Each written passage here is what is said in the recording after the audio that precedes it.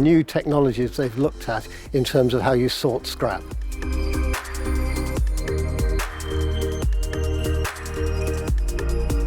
Getting hold of the scrap and working out how you refine the scrap or how you sort the scrap to get the materials you want from the scrap stream, and then how you process that back and satisfy all the same performance requirements that everyone expects from a vehicle.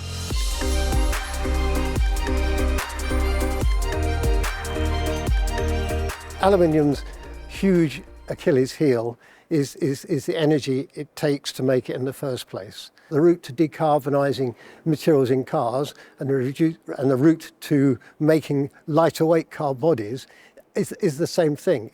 You go to aluminium, but you ignore primary aluminium. You make it out of recycled aluminium. When you do that, you have a combination which is pretty well unbeatable.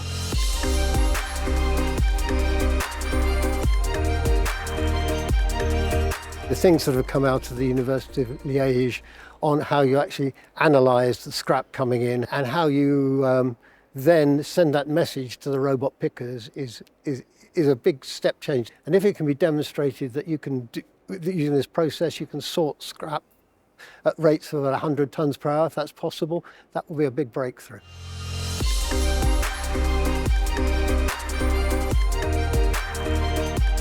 Keeping cars on the road for as long as possible is important, and then making sure that if there are any components that can come off those cars and be reused or remanufactured.